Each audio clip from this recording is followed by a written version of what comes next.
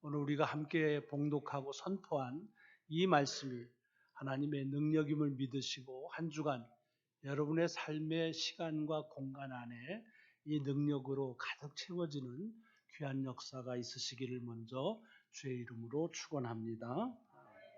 제자들을 데리고 겟세마네에서 기도하신 주님이 이제 기도를 마치자마자 일어난 일이 오늘 본문입니다. 엄격히 말하면 제자들하고 같이 기도한 건 아니죠. 주님은 기도하시고 제자들은 자고 이런 일들을 계속 하다가 이제 깨워서 이제 때가 됐다. 함께 가자. 나를 팔자가 내 앞에 왔다. 라고 말씀하시는데 이런 주님의 말씀이 끝나기도 전에 가룟 유다가 이제 대제사장 그다음에 서기관 장로들이 보낸 그런 일련의 사람들과 더불어서 무장을 한 사람들을 데리고 와서 주님을 붙잡아 가는 체포되는 장면이 오늘 본문의 말씀입니다. 예수님을 인간적으로 보면 이제 삶의 위기에 처하는 그런 장면이지요. 자, 여기에 보면 제자들이 쭉 다 나오는데 그 제자들의 모습이 아주 대조를 이루는 두 제자의 모습을 오늘 마가복음 기자는 우리에게 소개하고 있습니다. 그 첫 번째는 누구냐 하면 예수님을 배반한 그런 예수님을 이제 붙잡게 만드는 그런 제자 이름이 가룟 유다라고 되어 있습니다. 그런 사람이 지금 나옵니다. 근데 사실은 누구를 배반한다고 하는 일은 참 나쁜 일이지요. 그런데 그가 그렇게 나쁜 짓을 하기 위해서 겉모양은 아주 그 나쁜 거하고는 상관없는 정반대의 모습을 취합니다. 그러면서 미리 이제 짜는데 내가 가서 그 누구하고 입을 맞출 테니까 그러는 사람이 바로 오늘 너희들이 잡아갈 사람인 줄 알고 그때 덮쳐라 이렇게 말합니다. 여러분 여기 입 맞춘다는 게 뭐 동성간에 키스하는 게 아닙니다. 옛날에는 이게 아주 상투적인 또는 그냥 일상적인 인사법입니다. 사람이 만나면 이제 이렇게 입을 맞추고 서로 허그하고 하는 일들이 인사입니다. 반갑다는 뜻이죠. 그런데 그런 그 인사법을 가지고 정반대로 주님을 붙잡아 가게 하는 그런 신호로 삼았다는 겁니다. 그러니까 참 가증스러운 사람이죠. 겉과 속이 완전히 다른 그런 사람이 이 가룟 유다라는 사람입니다. 그런가 하면 이런 가룟 유다와는 정반대되는 사람이 하나 또 소개됩니다. 그 사람이 오늘 본문에는 이름은 나와 있지 않지만 그 사람이 이렇게 붙잡으러 사람들이 오니까 칼을 가지고서 그래가지고 칼을 휘두르는데 그래서 그 대제사장의 종의 귀가 잘려나가는 그런 일이 벌어집니다. 그러니까 쉽게 말하자면 주님이 이제 붙잡히는 위기에 처하자니까 그 앞으로 나가서 주님을 자기가 할 수 있는 만큼 보호하는 용기 있는 제자의 모습입니다. 오늘 본문에 우리 마가복음엔 이름이 안 나왔지만 요한복음을 보면 같은 병행구인 요한복음에는 그 이름이 베드로라 그렇게 되어 있습니다. 과연 베드로처럼 그렇게 그냥 아주 열정을 가지고 주님을 프로텍트하기 위해서 그래서 나가서 칼을 휘둘러서 그 종의 이름도 요한복음에 나옵니다. 말고라고 하는 사람의 그 귀를 쳐서 잘라버린 일입니다. 두 아주 대조적인 제자의 모습이죠. 뭐 물어보나 마나 주님께서 원하시는 또는 우리가 생각할 때 가장 주님에게 필요한 제자는 가룟 유다가 아니라 베드로라고 하는 것은 말할 것도 없습니다. 주님을 위해서 용기를 내고 주님을 프로텍트하고 보호하기 위해서 자기가 할 수 있는 것을 해나가는 그런 제자의 모습. 이것이 우리에게 필요한 그런 제자의 모습이라 생각하고 가룟 유다. 겉모양은 인사하는 것처럼 아주 멋지게 꾸렸지만은 그러나 실상은 예수 그리스도를 배반하는 일들은 우리가 피해야 될 제자의 모습으로 봅니다. 자, 그렇다고 한다면 이 두 제자를 대하는 그런 주님의 모습은 어떤가 하는 것을 봅니다. 주님의 모습은 뭐냐 하면 사실은 어때야 되는가 하는 것은 굉장히 상식적으로 우리가 상상하기에 그리 어렵지가 않습니다. 예를 들어서 가룟 유다, 자기를 붙잡아 체포당하게 하기 위해서 그래서 그렇게 인사하는 것을 암호로에서 와서 입맞춤을 하는 그런 제자에게는 어떻게 했어야 됩니까? 저 같으면 아유 그냥 귀샤대기를 한 대 갈겨버리고 그럴 수 있지 않겠어요? 아니 얼마나 가증스러워요. 그냥 저 사람입니다. 뭐 이렇게 말하면 되는데 싹 와서 뭐 거기 보니까 랍비여 뭐 이러고 다른 복음서에 보면은 랍비여 안녕하십니까 이렇게 되어 있습니다. 이게 안녕하다는 말이 우리 번역이지만 피스, 샬롬이라는 뜻이죠. 평화. 평화는 무슨 놈의 평화예요. 그 속에 가증스러운 배반이 있는데 확 그냥 뭐 이런 마음이 사실은 인간적으로 이 가룟 유다 배반하는 사람에게 드는 어찌 보면 당연한 그런 마음일지도 모르겠습니다. 제가 사악해서 그런지 모르지만 또 자기를 위해서 용기를 내서 칼을 휘둘러서 그래서 주님을 보호하려고 하는 그 제자에게는 어떻게 하겠습니까? 나는 가슴이 뭉클할 것 같아요. 야, 그래도 저놈이 있구나. 이렇게 하면서 땡큐. 뭐 그랬을 것 같아요. 안 그럴까요? 뭐 그냥 쉽게 우리가 연상하면 주님의 반응은 이렇게 사뭇 달라야 될 것입니다. 그런데 오늘 본문을 보면 그렇지 않다는 것을 말씀을 드리려고 하는 겁니다. 주님께서 가룟 유다에게 뭐라고 했습니까? 오늘 본문의 같은 병행구인 마태복음에 보면 뭐라고 주님께서 그 가룟 유다를 부르냐면 친구여라고 부릅니다. 친구요. 자기를 배반하고 붙잡으려고 하는 그런 친구? 그런 친구는 없지요. 친구였었는지 모르지만 지금은 아니지. 그리고 나서는 뭐라고 말씀하느냐 하면 네가 무엇을 하려고 왔는지 행하라. 마음도 넓으셔. 이게 지금 붙잡으러 온 거 다 아시는데 이제 포로되고 그러면 그냥 포로했다가 뭐 조금 있다가 뭐 조사받고 풀려나는 게 아니잖아요. 우리는 다 알기 때문에 스토리에서 주님이 아시죠. 이제 붙잡히고 그리고 재판받고 그리고서 십자가에 달려 죽으실 것을 압니다. 근데 네가 할 일을 해라. 마치 아주 일상적인 일. 야, 밥 안 먹었니? 밥 먹어라. 라고 하는 말처럼 그렇게 지금 하고 계시다는 얘기입니다. 그런가 하면 여기 용감하게 자기를 보호해 주려고 나타났던 이 베드로, 이 제자에게는 뭐라고 하십니까? 그렇게 칼을 휘두를 때는 아까 얘기했지만 뭐 이러고 했어야 되는데 칼을 칼집에 꽂으라. 이렇게 말씀하십니다. 거기다가 이 마태복음을 보면은 더 그 말씀하신 것을 구체적으로 소개해 주고 있는데 뭐라고 그러냐면 칼을 가지는 자는 다 칼로 망한다. 뭐해 지금 칼 썼으니까 너도 망한다 이놈아 그런 얘기 아닙니까? 거기다 한 걸음 더 나가서 뭐라고 그 얘기하냐면 너는 내가 내 아버지께 구하여 지금 12군단 더 되는 천사를 보내시게 할 수 없는 줄로 아느냐? 라고 묻는 거예요. 믿음이 없다는 얘기로 물으시는 거 아닙니까? 내가 지금 이게 힘이 없어서 지금 이렇게 당하는 줄로 네가 아느냐? 참 머쓱해지는 말씀을 하신 겁니다.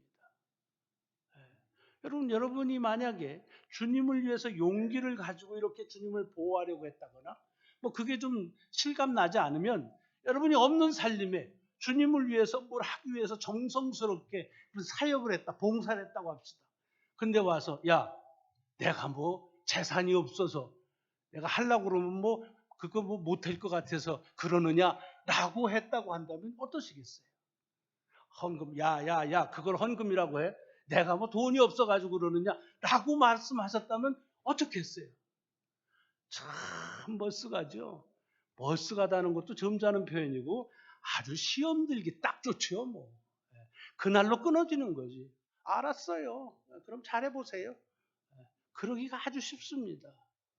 지금 표정들은 안 그런 표정으로 짓지만 해보니까 그렇더라고요. 저도 그렇고. 뭐 용기를 아니 가만히나 계시지. 뭘 그걸 가지고서 마치 믿음 없는 사람을 대하듯 그렇게 말씀하시느냐 이게 무슨 얘기예요? 사실은 좀 혼내줘야 될 그런 정황이나 또는 칭찬해줘야 될 그런 그 제자들에게 별로 차이가 없어요. 여기다가는 친구여 네 할 일을 하라고 그러고 여기는 칼 꽂아. 뭐 내가 뭐 지금 힘이 없어서 지금 이러는 줄 알아? 라고 말하는 것. 어찌 보면 반대되는 것 같은 이 말씀을 왜 주님은 그렇게 말씀하셨을까? 뭐 상상의 나래를 필 것 없이 오늘 본문에 보면 딱 그 이유는 한 가지입니다. 성경의 말씀이 응하게 하기 위하여 하나님의 말씀이 말씀대로 이루어지게 하기 위하여 주님은 그렇게 하셨다는 겁니다. 그럼 복음서, 사복음서가 이 장면을 다 기록하고 있습니다. 근데 조금씩 그 나오는 장면에 대한 묘사가 다르지만 공통적으로 이 장면을 묘사하는데 가장 많은 그 부분을 할애한 것이 뭐냐면 마태, 마가, 누가, 요한 전부가 다 이것은 하나님의 말씀이 말씀대로 이루어지는 것이다 라고 하는 것을 이 복음서 기자들은 주목시키고 있다는 얘기입니다. 그러니까 사실 성경을 읽을 때에 우리가 주목해야 될 일은 이 일은 지금 이렇게 해서 참 마음에 드는 제자도 있고 마음에 안 드는 제자도 있다. 또는 뭐 여러 가지 봐야 될 그런 것에 우리가 왔다 갔다 할 것이 아니라 지금 이 일은 하나님의 말씀이 말씀대로 이루어지기 위해서 주께서 하시는 것이다 라는 그 의도, 그 목적을 가지고 이 말씀을 보셔야 됩니다. 그래서 오늘 본문에 보면은 이 주님을 잡으러 온 사람들한테 주님께서 그러시죠. 너희가 강도를 잡는 것 같이 검과 몽치를 가지고 나를 잡으러 왔느냐. 내가 너희하고 쭉 같이 있었는데 그때는 그냥 있더니 왜 지금 이러느냐. 그러면서 그 이유를 이렇게 설명합니다. 이는 성경을 이루려 함이니라. 그러면 마태복음에 보면 조금 더 구체적으로 말씀이 되어져 있다고 그랬습니다. 아까도 얘기했지만 칼을 다시 집어넣으라고 그러고 칼을 쓰는 자는 칼로 망한다고 하면서 지금 12군단 더 되는 천사를 보내시게 할 수 없는 줄로 아느냐라고 물으시고 그 이유를 이렇게 말씀하십니다. 만일 내가 그렇게 하면, 다시 말하면 12군단도 더 되는 천사를 데려다가 이걸 완전히 당 친구들을 멸절시켜 버린다고 한다면 이런 일이 있으리라 한 성경이 어떻게 이루어지겠느냐. 지금 이곳에서 하나님의 말씀이 말씀대로 이루어지는 일은 어떻게 되겠느냐. 그러니까 내가 그렇게 하고 싶지 않아서 안 하는 것이 아니라 하나님의 뜻을 하나님의 뜻대로 이루어지기를 위해서 안 하고 있는 것이다 라는 말씀을 하십니다. 요한복음에는 그 말씀을 이렇게 표현합니다. 칼집에 칼을 꽂으라고 하면서 아버지께서 주신 잔을 내가 마시지 아니하겠느냐. 여기 잔은 물이나 포도주를 얘기하는 게 아닙니다. 죽음을 얘기합니다. 하나님 아버지께서 나를 죽이신다고 할 때 그 죽음을 내가 어찌 피할 수 있겠느냐. 같은 말씀이죠. 누가복음에는 뭐라고 되어 있습니까? 이제는 너희 때요 어둠의 권세다. 시간이 지금 그 일이 이렇게 일어날 수밖에 없는 때라고 하는 사실을 힘주어 말해서 네 복음서 전체가 뭘 주목시키냐 하면 지금 일어나고 있는 일은 하나님의 말씀이 말씀대로 이루어지고 있다는 사실을 우리에게 증거하고 있습니다. 사실은요, 여러분 우리가 하나님의 말씀이 말씀대로 이루어진다면 어떤 생각, 어떤 이미지, 어떤 어감이 떠오르십니까? 저는 하나님의 말씀이 말씀대로 이루어진다고 하면 하나님의 그 능력, 하나님의 권위, 그런 것들이 이 속에서 그대로 이루어지는 위대한 역사를 쉽게 연상할 수 있습니다. 주님께서 이 땅에 오셔서 하나님의 말씀대로 행사하신 일들이 다 그런 위대한 역사였습니다. 기적을 행하시고, 그렇죠? 뭐 아픈 자를 살리시고, 귀신을 내쫓고, 심지어는 죽은 자를 살리시는 엄청난 역사. 이것은 예수 그리스도 스스로의 일이 아니라 하나님 아버지의 뜻을 따라서 그 뜻이 이루어지는 역사에 대단히 좋은 표상입니다. 맞습니다. 하나님의 뜻이 뜻대로 이루어진다는 건 이런 엄청난 기적의 역사를 연상합니다. 그러나 성경을 보면 하나님의 뜻이 뜻대로 이루어지는 건 이런 기적과 이적과 능력만 있는 것이 아닙니다. 오히려 누구도 원치 않는 일들이 일어나는 때도 없지 않아 있습니다. 예를 들면 주님께서 그리스도로 이 땅에 오셨는데 누구도 주님이 그리스도인지를 알지 못하게 하십니다. 알면 더 좋을 텐데 왜 모르게 하셨을까? 이것이 하나님의 뜻이라는 겁니다. 이해하기가 어렵죠. 또 요즘에 우리가 지금 보고 있는 이 말씀들, 제자가 배반하고 부인하고 도망가 버리고 그 다음에 붙잡히시고 고난당하시고 십자가에서 죽으시고 뭐 이런 일련의 사건들, 이게 다 하나님의 말씀이 말씀대로 이루어지는 것이라고 복음서는 말하고 있습니다. 근데 이거는 참 받아들이기가 어려운 겁니다. 여러분, 여기 본문에서 주님과 제자의 차이가 뭘까요? 주님은 이 땅에 주께서 오시기 전부터 주님께서 어떻게 하여야 하나님 아버지의 뜻을 이루는지를 알고 오셨습니다. 그리고 그렇게 아시는 대로 사셨습니다. 그리고 아시는 대로 죽으시고 부활하시고 승천하시고 다시 오신다고 하신 것입니다. 제자들은 어떻습니까? 하나님의 뜻이 이루어진다는 것을 신명나는 능력과 기적과 이적을 행할 때는 하나님이 살아계시다 라고 말했지만, 고통이 오고 절망이 오고 고난이 오고 죽음이 오고 할 때는 이것이 왜 하나님의 뜻일까 이해할 수가 없었다는 것입니다. 사실은 이것이 제자들만의 어리석음으로 끝나는 게 아니라는 거지. 제게도 그런 어리석음이 있고, 여러분은 어떻습니까? 하나님의 뜻이 이루어진다고 그럴 때, 그 나라가 이 땅에 이루어진다 그럴 때 그 엄청난 역사들을 우리는 기대합니다. 그건 좋은 일이에요. 그러나 하나님의 뜻이 뜻대로 이루어진다고 하면서 오늘처럼 아무도 원치 않는 고난과 절망이 우리 가운데 온다고 그럴 때 그것을 하나님의 뜻이다 라고 말하기가 쉽지가 않다는 것입니다. 그래서 하나님의 뜻대로 살기 위해서는 하나님의 뜻이 무엇인지를 알아야 됩니다. 특별히 우리 그리스도인들은 뭡니까? 우리가 세상을 살면서 이 세상의 기준 가지고 사는 사람들이 아니다 라고 선포하지 않습니다. 우리는 교회 일을 하건 집안 일을 하건 간에 우리는 세상적인 기준을 가지고 일하는 사람이 아니다. 우리는 하나님의 말씀을 기준으로 삼아서 그렇게 사는 사람이다. 그렇게 말하지 않습니까? 그래서 뭐예요? 아이고, 왜 이렇게 세상 마음 가지고 일해? 그러면 승진하는 거예요. 실망하는 거예요. 시험 드는 거예요. 왜? 우리는 그런 마음 가지고 하는 사람들이 아니니까. 그렇다고 한다면 하나님의 뜻, 하나님의 목적이 무엇인지를 알아야 됩니다. 알아야 뭘 분별을 하고 구분을 하지요. 우리가 하나님의 말씀을 읽어야 되고 선포되는 말씀에 귀를 기울여야 되는 이유는 거기에 있어요. 알아야 분별할 수 있지 않습니까? 주님은 아셨기에 이 말씀을 말씀대로 이루어지는 것을 사람이 참기 어려운 죽음에 대한 공포조차도 참으셨던 것입니다. 오늘 우리가 이 말씀을 이렇게 쭉 잘 이해할 수 있는 것은 이미 우리는 이 말씀이 어떻게 갈지 하나님의 의도가 뭔지를 알기 때문에 하는 겁니다. 만약에 모른다고 한다면 이것은 도대체가 몰상식한 일이고, 그리고 이런 일은 일어나면 안 되는 일들에 우리는 오늘 이 아침 접하고 있는 거나 마찬가지입니다. 그렇기 때문에 오늘 아침 이 본문을 통해서 우리에게 주는 도전입니다. 그것은 뭐냐? 여러분, 이 세상에 보면은 쉬운 통속적인 표현으로 잘 나간다. 아이고, 저 사람 참 잘 산다.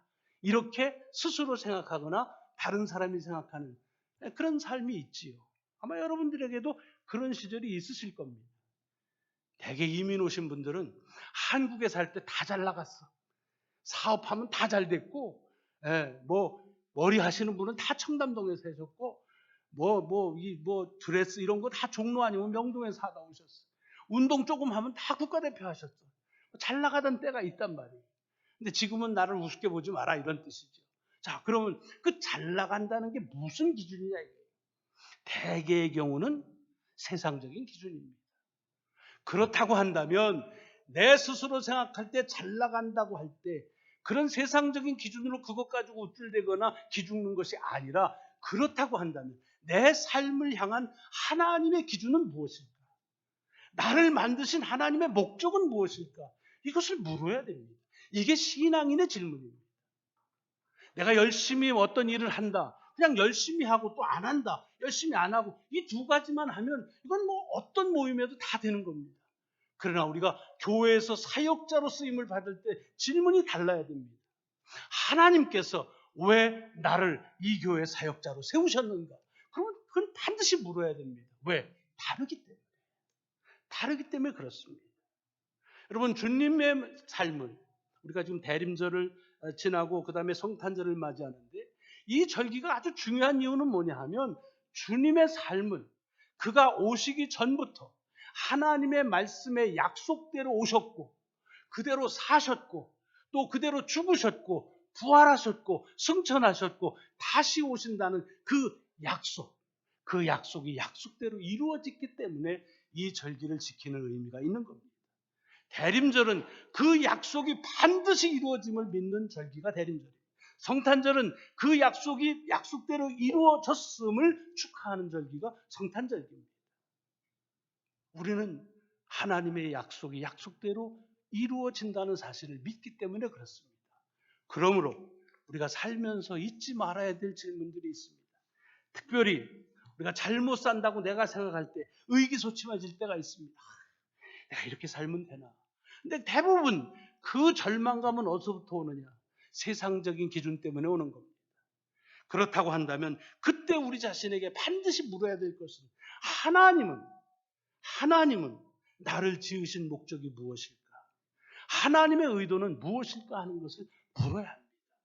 그래서 사람들은 나를 아주 없이 여기는 것 같아도, 이 세상 그렇잖아요. 없고 가진 것 없고 배운 거 별로 없고 뭐 하는 일 시원찮고 그러면 그냥 쓰레기라고 말하는 거예요. 근데 정말 내가 쓰레기인가? 아니면 하나님이 지으시고 축복하신 존재로서 나를 보고 있는가? 이걸 해야 그리스도인으로서의 삶이 얼마나 소중한지, 거룩한지, 축복된 자인 것을 깨달을 수 있는 겁니다. 사역할 때 마찬가지입니다. 그냥 열심히만 하는 것이 아니라 지금 나를 왜 여기서 부르셔서 사역을 맡기시는가? 이걸 해야 그 속에 무슨 경쟁이건 비교건 무슨 뭐 이런 것들이 없어지는 겁니다. 왜? 주님께서 하실 수 없어서 우리를 부르신 것이 아니기 때문에 그런 겁니다. 그래서 쓰임 받은 것이 얼마나 소중한지, 내가 충성스러워서가 아니라 충성 때 여겨주셨다는 그 하나님의 말씀의 기준으로 그 말씀이 이루어지는 그런 삶을 살 수가 있는 것입니다. 우리가 살면서 특별히 손해보는 것 같을 때, 이걸 내가 참아야 돼? 이럴 때 있잖아요. 이거 이렇게 하면은 내가 이거 안 되는데, 이런 마음. 왜 그런 마음이 듭니까? 대부분은 세상적인 기준 때문에 그렇습니다. 그때 물어야 됩니다. 하나님의 말씀의 기준은 무엇일까? 그래야 그 다음에 우리가 용서하라는 거구나, 이해하라는 거구나, 수용하라는 거구나, 비판하지 말라는 거구나 라고 하는 주의 말씀의 기준이 다시 우리 속에 들어와서, 그래서 그 말씀을 기준으로 삼아 살아갈 수 있는 것입니다.